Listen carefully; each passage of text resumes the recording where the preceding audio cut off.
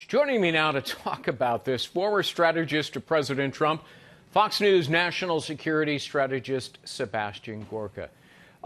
Seb, good to see you. Thanks for being here. You know, it was bad enough that the FBI and the DOJ was using a phony dossier to electronically spy on the Trump campaign. Now, apparently, they have a mole that they were using to spy on the Trump campaign. And I'll compound it even more. They have spent months concealing this from Congress, which had a right to know under subpoena. What do you make of it? Well, Greg, you could have a show with yourself for the next hour because you are the judicial and legal expert. But from the sense of an American citizen and taxpayer, you know what I want now? I want the FBI to be investigated. I want the DOJ to be investigated. We have no crime predicated for the investigation of so-called Russian collusion, but we know that Russian propaganda was used in the Steele dossier to illegally acquire a surveillance warrant against one individual already, Carter Page. And now we find out that the FBI had an asset, had a mole inside a political campaign. To what end? That's okay in a banana republic, Greg, but what were they investigating? Right. Was this another politically motivated conspiracy by the Obama White House to glean information for the other campaign, for the DNC? What else can you posit? It's amazing. You know, Comey and Peter Strzok and the whole gang, they didn't have a legal justification for a criminal probe, so they were devious.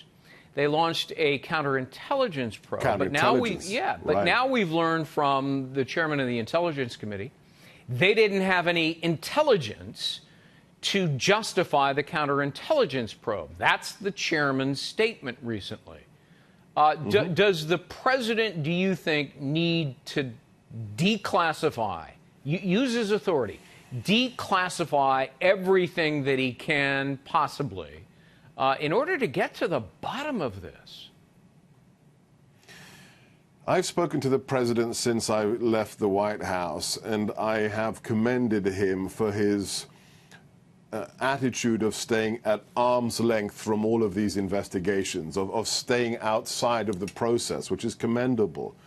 But this has now risen to the level of scandal whereby something has to happen. And I think the first thing that has to happen, as a signal, as a shot across the bow, Greg, all the individuals implicated in this scandal, which means the highest level of the DOJ, highest level of the CIA, the highest level of the FBI, right now, all those people who are still accessing classified information must have their clearances stripped from them. The president can do this now. So Comey, Clapper, Brennan, all of these people, Samantha Rice, Susan Powers. First things first, we have to stop their capacity to politically conspire against a duly elected president. Let's start there. And now I want to see an investigation of what did the FBI do for political purposes. Here's the problem. Who's going to investigate the investigators? Right. Because the only one who has authority to do that would be the head of the Department of Justice, who appears to be either feckless or clueless. I'm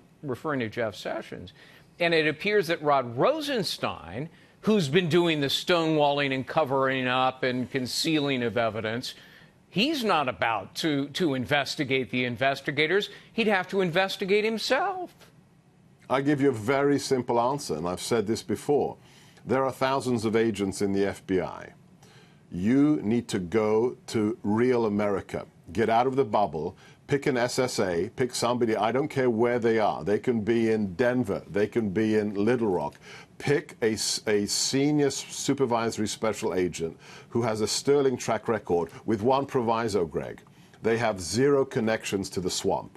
Right. That's what you need. You need to create a task force of individuals who already have a mandate as FBI or DOJ professionals, and their express purpose is to investigate these scandals, these conspiracies, but they cannot be swamp creatures. Right. No, it's a great idea, and I hope somebody's listening. Let me transition just a little bit. Rudy Giuliani is now saying we are not going to make a decision on whether the president will consent to a Mueller interview until after the summit with Kim Jong-un And we also want to wait and see, he said, that, how this federal judge is going to rule on the Manafort case, whether he's going to dismiss the charges because Mueller didn't have the authority for those charges. A wise move?